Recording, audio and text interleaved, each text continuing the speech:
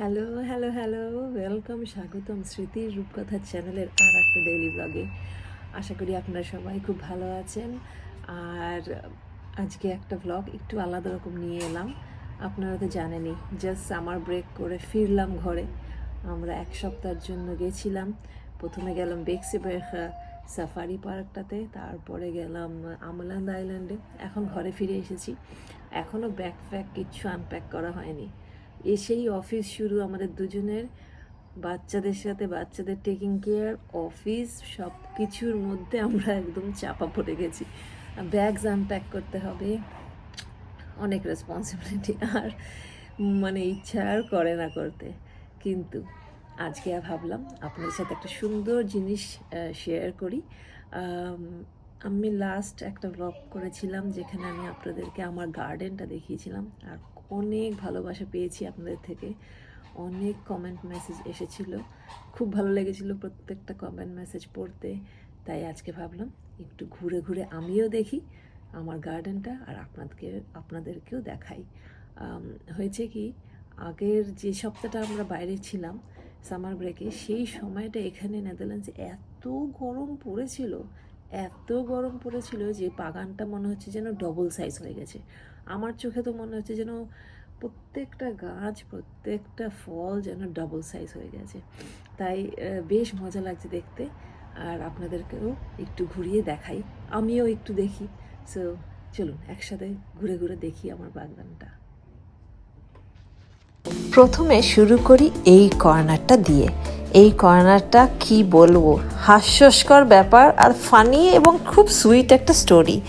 এই যে কুমড়ো গাছটা দেখতে পাচ্ছেন, দেখিয়েছিলাম আপনাদেরকে, কুমড়ো গাছে অনেক ফুল এসেছে আর বিশাল বড় হয়ে গেছে কুমড়ো গাছটা। এই কুমড়ো বীজ কিন্তু আমি এনেছিলাম আমাদের সুপার মার্কেট থেকে। একটা কুমড়ো এনেছিলাম বেসিক্যালি স্যুপ বানাবো বলে। সেই কুমড়ো দুটো বীজ জাস্ট মাটিতে রেখে দিয়েছিলাম জাস্ট ফর ফান। ভাবলাম হলে হবে, না হলে না হবে।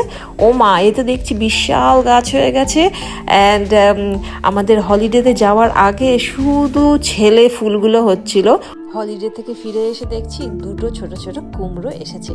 ফাইনালি আমি ওয়েট করছিলাম এবারে এই দুটো কুমড়ো আশা করি একটু বড় হবে। আমার খুব এক্সাইটমেন্ট লাগছে এই কুমড়ো গাছটার জন্য।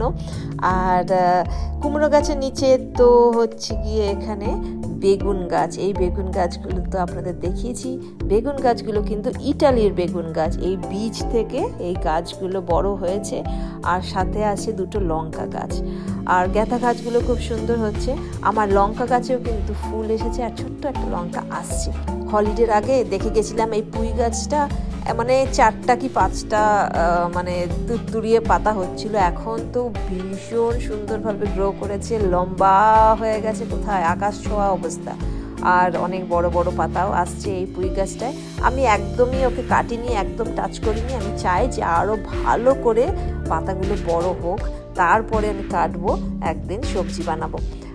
স্ট্রবেরিগুলো আমার গাছে যা আছে, ও আমি 1 মিনিটও থাকবে না, যেই আমার চুটকুটা দেখবে ও ঠিক ছিঁড়ে ছিঁড়ে আমার কাছে নিয়ে আসবে যে ওয়াশ করে দাও, ও খাবে। সো এই স্ট্রবেরি গাছের বেশি স্ট্রবেরি হতেই পারে না। এইটুকু একটা স্ট্রবেরি বেরোলেই আমার ছেলে উঠে এসে ছিঁড়ে দিচ্ছে স্ট্রবেরিগুলোকে। আর এই লেবু গাছটাও খুব সুন্দর লেবু হচ্ছে। এই লেবু গাছটা একটা ফানি ব্যাপার। লেবু গাছটাতে দুটো লেবু যে হয়েছে, আর কিন্তু ফুলও হয়নি, ফুল অনেকগুলো এসছে, কিন্তু লেবু কিন্তু আর আসেনি। ওই দুটো লেবুই আছে, কিন্তু লেবুগুলো বড় হয়েছে অবশ্য। দাঁড়ান, এটা একটু সরিয়ে দিই। এটা আমাদের পাশের বাড়ির একটা লতানো গাছ এসে গেছে। ও এদিকে আমার গাছগুলো ওদের বাড়িতে চলে যাচ্ছে, ওদের গাছগুলো আমাদের বাড়িতে চলে আসছে, হতেই থাকে। তো যেটা বলছিলাম, লেবু গাছকে কেমন করে আরও ফুল আনানো যায়, কিছু কি স্পেশাল কিছু করা যায়, তাহলে আমাকে একটু জানাবেন। অবশ্য আমার লেবু গাছটা ছোট্ট একটা পটের মধ্যেই আছে, আর পটেই রাখতে চাই, মাটিতে দেবো না। সো ওই আর কি। আজ এবারে ছোট্ট ছোট্ট পাপরিকা গাছে, ক্যাপসিকাম গাছে এসেছে ক্যাপসিকাম। খুব সুন্দর হয়েছে এই ক্যাপসিকামটা। এই একটা ক্যাপসিকামই হয়েছে, আর এই গাছটাতেও একটা ক্যাপসিকাম হয়েছে। এই দুটোই ক্যাপসিকাম হয়েছে। ক্যাপসিকামগুলো বেশ বড় হয়ে গেছে, কিন্তু আমি একটু ওয়েট করছি লাল হওয়ার জন্য। এগুলো কিন্তু লাল ক্যাপসিকাম। যখন কিনেছিলাম তার মধ্যে ট্যাগটা লাগানো ছিল লাল রঙের, জানি না এটা লাল কিনা। দেখা যাক কি যদি চেঞ্জ হয় একটু। আর এই ফুলগুলো মর্নিং গ্লোরি ফুলগুলো খুব সুন্দর হচ্ছে ফুলগুলো। আর এসেছি আমি আমার আঙ্গুর গাছে। আঙ্গুর গাছটা কত সুন্দর হয়েছে, আঙ্গুরগুলো ভীষণ মিষ্টি। আর ইটস টাইম যেগুলোকে এখন কাটতে হবে। প্রথম বছরের আঙ্গুর এটা, আর এসেছে প্রায় 5টা থোকার মতো। বেশ সুন্দর হয়েছে। ফার্স্ট ইয়ার এই পুরো উইন্টারটা বেঁচে থাকলো আমার আঙ্গুর গাছটা, আর আঙ্গুর হয়েছে আর খুব সুন্দর মিষ্টি হয়েছে। 5টা থোকা। টমেটো গাছে তো আমার দারুণ টমেটো হচ্ছে। পাশে আছে বেগুন গাছ, বেগুন গাছে এসেছে বেগুন। এই যে একটা বড় বেগুন হয়েছে, একটা ছোট বেগুন হয়েছে। তো আমরা এই উইকেন্ডটাতে যাব আমার ইনলজদের বাড়িতে। সো ইচ্ছা আছে এই বেগুনটা, টমেটোগুলো, তারপরে একটুখানি কি বলে কুমড়োর পাতা, কুমড়োর ফুল, আঙুর, এগুলো নিয়ে যাব। এইগুলো এই একটা অপরচুনিটি সুন্দর করে কেটে কেটে হলো গিয়ে ওখানে নিয়ে যাব, তাহলে সবাই মিলে আমরা খেতে পারবো। কিন্তু টমেটো হারভেস্টিং কিন্তু আমি একদমই একা করব না। আমি করে ফেলি, টমেটোগুলো যদি তুলে ফেলি, তাহলে আমার চুটকু 3 বছরের ছেলে আমাকে তো মানে স্ক্র্যাচ করে দেবে। ও একটা টাইগার, ও এসে আমাকে স্ক্র্যাচ করতে শুরু করে দেবে। কারণ কি, আমার টমেটো গাছ আর আমার কি বলে স্ট্রবেরি গাছ ভীষণ ও ভালোবাসে। মানে ও ভাবছে যে ওরই সব এফার্ট।